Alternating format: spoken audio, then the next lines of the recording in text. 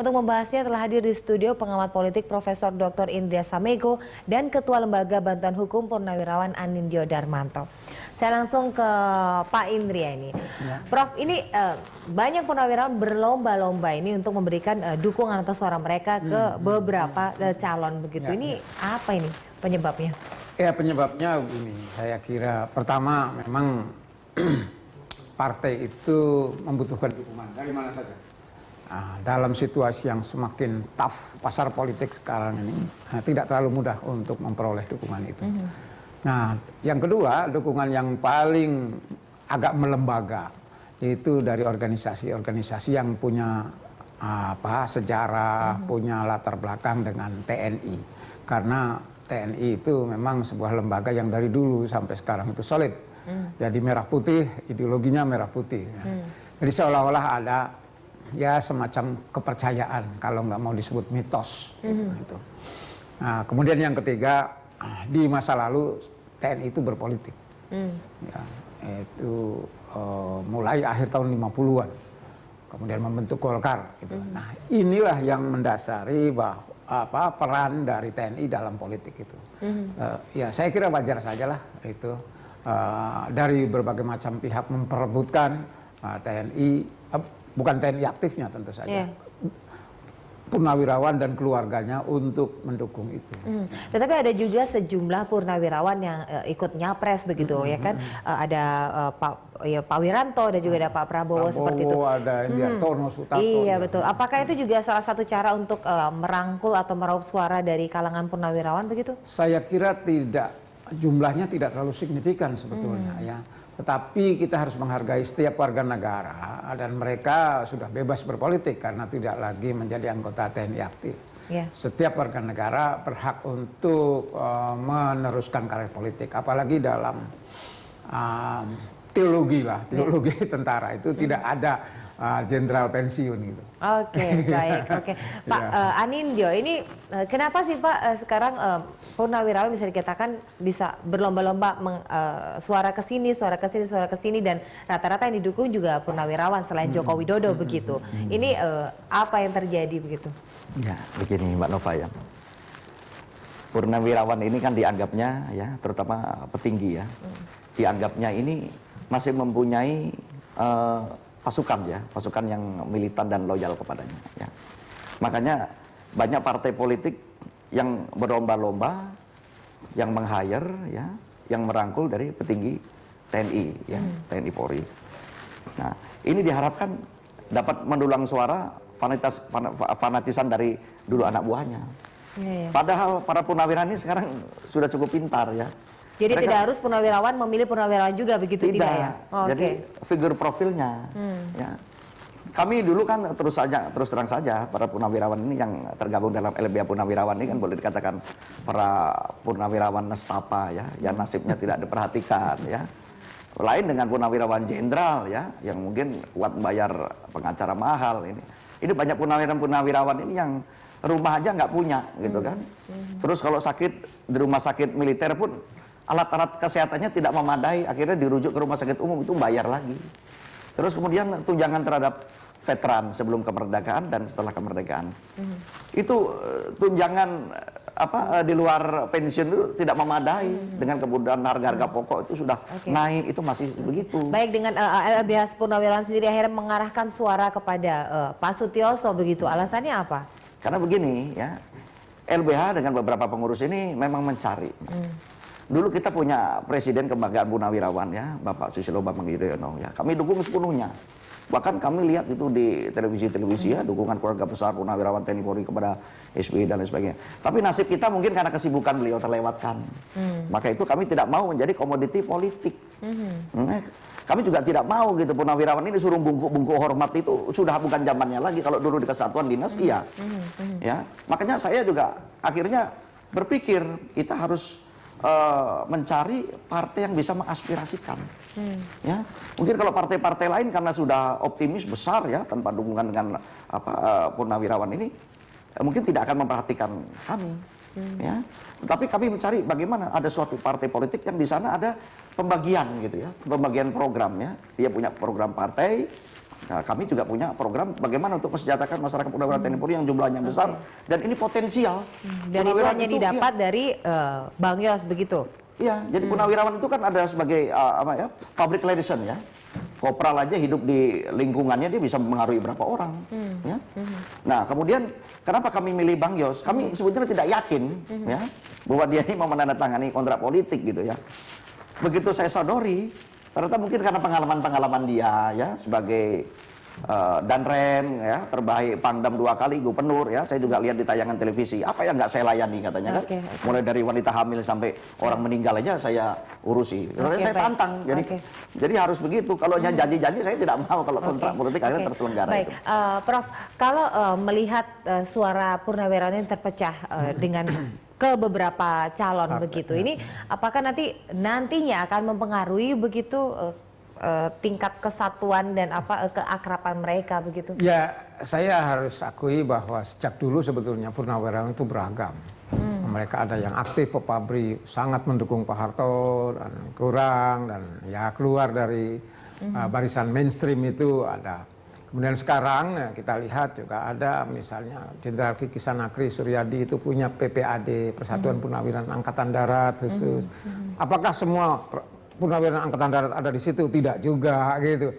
Bahkan banyak yang sudah masuk melebur ke partai politik gitu. Jadi dari awal sudah tercerai-berai. Tetapi karena membawa label Purnawirawan, konotasinya itu ABRI, sehingga seolah-olah satu gitu. Padahal tidak juga. Sehingga nanti kemana suara mereka akan diinikan?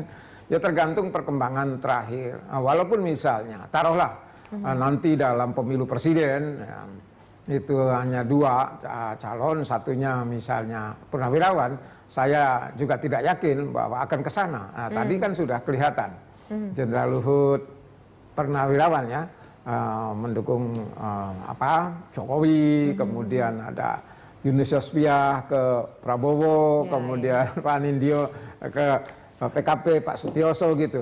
Jadi masih ya pokoknya masih terbuka nih pasar politik. Tetapi Anda melihat sendiri untuk suara Purnawirawan itu termasuk yang potensial tidak untuk mendongkrak suara begitu? Saya tadi katakan bahwa sebetulnya tidak terlalu signifikan gitu. Jadi zaman sudah terlalu lama bagi Purnawirawan untuk memberi pengaruh itu. Nah, ya, jumlahnya tidak banyak gitu kan. Nah, padahal ada 186 juta pemilih Indonesia gitu. Kalau Purnawirawan misalnya setahun tambah berapa puluh ribu sih Purnawirawan gitu, belum lagi mereka. Sekarang total berapa ini Pak? Maaf saya potong. Sekarang total berapa untuk suara Purnawirawan sendiri Pak? Kalau yang terdata ya, yang memberikan mandat ke kami berdasarkan surat kuasa, ya ini sekarang bertambah 960.000 orang.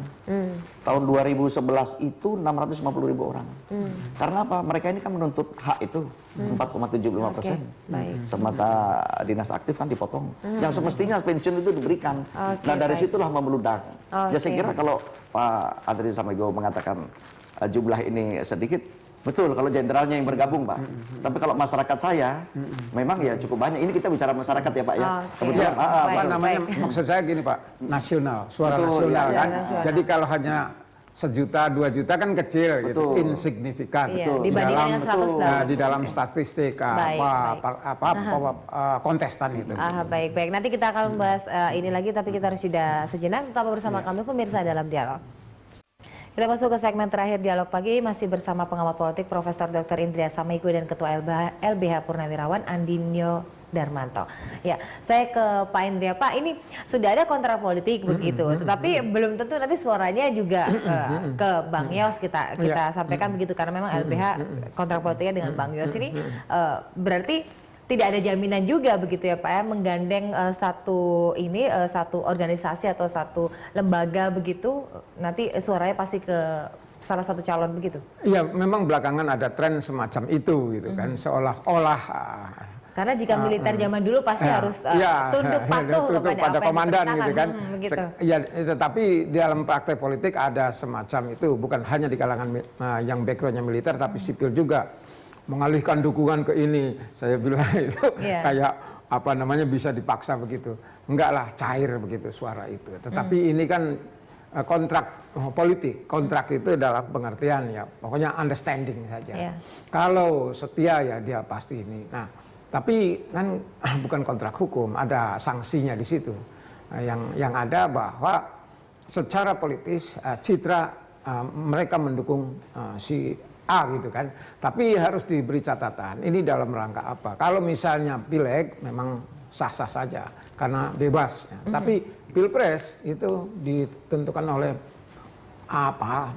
aturan lama Undang-Undang Nomor 42 tahun 2008 tentang pilpres. Masih mengharuskan 20% kursi di DPR. Oke. Tetapi Anda melihat sendiri ini apakah murni dukungan atau hanya barometer saja Pak, supaya nanti calon yang lain melihat oh ternyata didukung oleh kalangan purnawirawan ini? Bukan murni atau apa, tapi ini tren sekarang. Jadi kalau misalnya saya ormas, kemudian masa saya ke sana gitu. Ya secara legal barangkali begitu. Tapi politik kan tidak sama dengan hukum karena tidak ada sanksi di situ. Atau ini juga dimanfaatkan sebagai momen untuk membuat kader pasangan lainnya begitu atau calon lainnya begitu. Ya bisa juga ini mendapat dukungan besar nih dari kalangan ini begitu. Iya, saya kira itu tepat lah kayak apa namanya strategi mengklaim bahwa saya didukung oleh ini gitu kan. Ya selanjutnya terserah Pak Anindyo. Pak Anindyo, Anda tidak takut dijadikan ajang coba-coba begitu atau dimanfaatkan untuk memperbaiki atau pencitraan begitu terhadap salah satu calon tertentu begitu Pak? Saya malah heran selama ini ya. Kok para jenderal yang nggak punya pasukan itu diberebutkan? Ya? Saya yang dapat mandat kuasa ya 960.000 itu nggak diperebutkan. Ya? Apa partai PKP itu populer? Muncul iklan-iklan di TV? Tidak. Ya, jelas Prabowo yang tren. Saya katakan. Tapi yang baik, yang konsisten karena dia berani menandatangani kontrak politik adalah Sutioso. Berarti calon yang lain tidak baik, nanti tidak konsisten. Tapi begini, ya, saya juga tidak mau senaif itu. Ya, apakah program-program saya ini bisa terrealisasi? Hanya dengan mengerahkan semua pasukan untuk milih Sutioso? Belum tentu. Ya, jadi saya juga harus berbaik hati mendukung Pak Jokowi, ya, Pak Wiranto, semua kan, Pak Prabowo, mungkin dari Pak SBY siapa itu kan, Dahlan Iskan atau siapa. Nah. Ini untuk menggolkan suatu program-program unggulan ini. Lah kalau hanya satu partai aja, ya nanti legislatifnya kurang, bagaimana? Ya kan? Tapi memang saya lihat yang konsisten dia yang berani, yang populer Prabowo Subianto, ya kan begitu? Iya kan? Ya saya tidak tahu, saya juga nggak bisa mengatakan kenapa Sutioso nggak populer ya. Mungkin iklan di TV-nya kurang, mungkin atau apa ya. Itu kan bisa jadi hati nurani ya. Jadi Nur Cahyo Kumolo seorang pemimpin itu kan ada pada dirinya. Jokowi nggak kurang dia dengan gayanya yang dilinting, sepatu kadang nggak pakai kaos kaki. Tapi dicintai purnawirawan juga ada, ya. Yang pro ke dia juga ada. Saya juga tidak mau. Oh jangan harus ke sini ini. Wah cilaka, saya mau bawa program. Ya. Tapi mengapa kok sekarang saya baru diberebutkan? Saya yang heran gitu loh. Ya kan padahal bintangnya saya juga bintang 5 kan. Panglima tertinggi di negara ini Pak. Saya bela masalah perumahan, ya, pengusuran apa itu pada kemana, ya kan? Nah kalau hanya orang Jawa bilang bondo jenderal tok aja karena jenderal, itu jenderal kaya, punya aset, ya, punya pengaruh, ya, punya segala macam. Lah jenderal melarat ada di saya banyak. Oke, berarti bisa dikatakan jika memang sudah menjatuhkan pilihan ke sini murni dukungan ya Pak ya, bukan karena untuk bersama-sama untuk memperbaiki citra salah satu calon atau pasangan begitu ya? Untuk program. Ya, untuk program. Makanya Pak Sutioso kemarin juga dalam sebelum menandatangani kan beliau menceritakan jati dirinya. Ya. Artinya apa? Belum tentu setelah kontrak politik ini masyarakat juga begitu saja gitu loh. Ya kan? Ini harus diperjuangkan. Kalau dia nggak perjuangkan benar, waduh jatuh betul ini. Di kemudian 5 tahun ini jatuh ini, bisa lari semua pasukan ini kan. Baik, mungkin sedikit dari Pak Indri. Saya kira memang ini yang hilang dalam konteks politik sekarang adalah platform. Jadi harapan dari teman-teman yang diwakili Pak Anindyo ini kan mereka punya keluhan tentang sesuatu yang sangat manusiawi. Tapi selama ini tidak dianggap penting oleh yang lain-lain. Pak Sutioso care dengan itu. Jadi ini persoalan platform, bagaimana partai membela konstituennya gitu kan. Baik, kita tunggu saja ini nanti suara purnawirawan ini sebenarnya mau kemana, apakah memang terpecah-pecah tetapi pada dasarnya tetap satu begitu Pak ya, mudah-mudahan ya. Baik Pak Anindyo, terima kasih Pak Indra sudah bergabung bersama kami di Jurnal Pagi, dan pemirsa tetaplah bersama kami karena kami masih memiliki sejumlah informasi menarik lainnya untuk Anda. Terima kasih Anda masih bersama kami. Saya ke Pak Anindyo. Pak, tadi menurut Pak Indri ya tidak seperti zaman Orde Baru begitu untuk suara purnawirawan sendiri mungkin tidak cukup signifikan ini untuk mendongkrak suara dari para calon-calon ini. Tanggapannya bagaimana? Ya itu sah-sah saja ya, namanya pendapat ya. Namun kalau kami lihat ya, karena kami juga ikut berkecimpung ya, LBH Purnawirawan ini memang dapat berafiliasi kepada suatu partai politik yang dianggap memang kompeten akan memperjuangkan nasibnya ya. Ya, kami melihat sangat berpengaruh, signifikan sekali untuk mendongkrak suara. Karena mereka sejak zaman Orde Baru ini terlatih ya dengan binggarah ya. Jadi bagaimana pembinaan, penggalangan dan pengarahan kepada siapa yang dipilih ya. Dia akan mempengaruhi ya. Contoh pangkat pensiunan kopral ya, sersam itu dia itu kalau istilah bahasa Jawanya dia dikamitukan itu di daerah-daerah itu. Jadi dia bisa memberikan sosialisasi atau jadi jurkam yang efektif betul. Ya. Satu orang mungkin bisa 25, 50 orang atau 100 orang dia himpun ini. Siapa gitu. Jadi sekarang kampanye dengan media, dengan brosur, dengan uang dan lain sebagainya ini bisa jadi ya bisa kalah dengan mereka gitu. Asal ada andalannya ya. Andalannya kemana? Cuman saya lihat sekarang, saya memang harus objektif ya mengatakan bahwa tokoh-tokoh sipil pun yang akan mencapreskan diri ini cukup kapabel ya.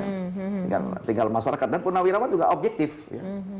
Dan walaupun saya menerima mandat 960.000 ya Purnawirawan, ini kan ada hak-haknya mereka ya, yang belum dituntaskan, diselesaikan oleh pemerintahan ini.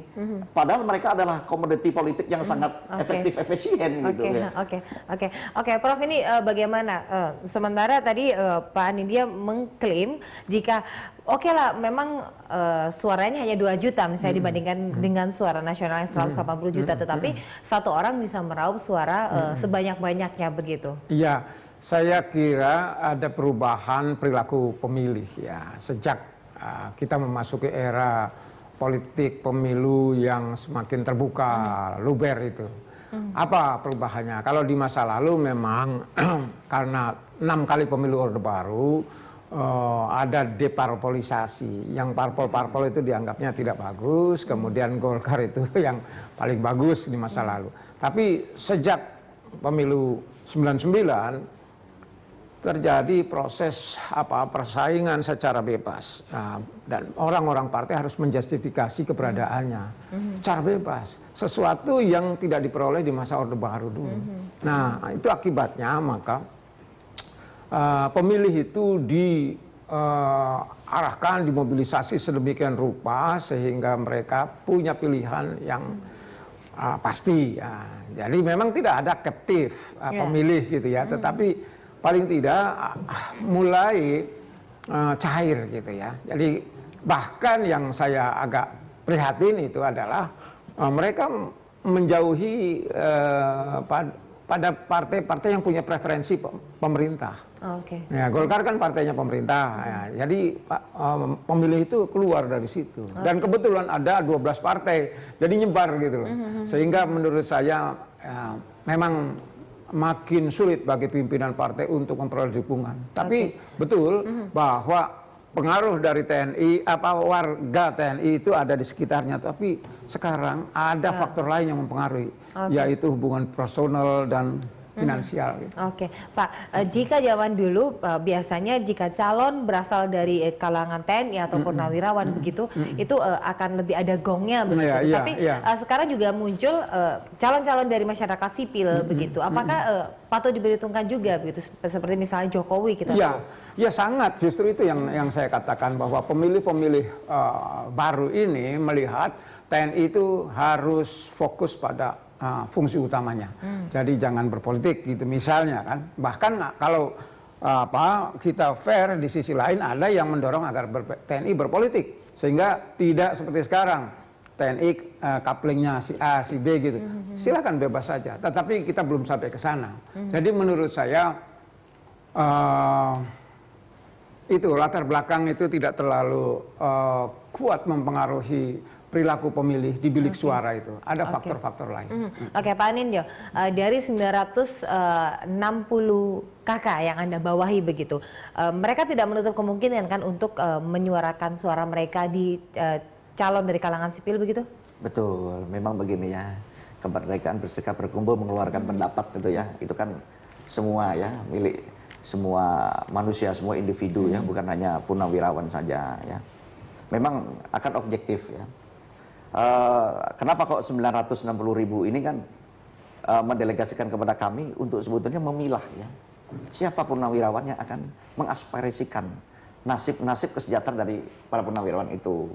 Ini menurut kami yang konsisten ya Sutioso. Ya. Berarti bisa dipastikan jika sudah mengalihkan dukungan ke sana 960.000 yang ada di bawah Anda tuh pasti ke Pak Sutioso begitu? Saya tidak masih berani, tetap solid saya seperti? tidak berani itu ya. Oke, artinya oke. ya tetapi ya baik.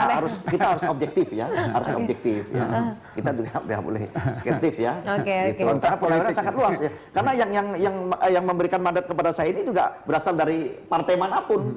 Ya. Purnawirawan mungkin yang loyal dengan Pak Jokowi, Pak Prabowo, Pak Wiranto, Pak SBY gitu ya. Hanya memang kita ketok politiknya ke sana. Namun bagaimana dibilik suara itu ketok politik ke sana tapi belum tentu pas saat pencoblosan ke yang berkontrak politik begitu. Sesaat lagi jawab. Tetaplah bersama kami pemirsa dalam dialog.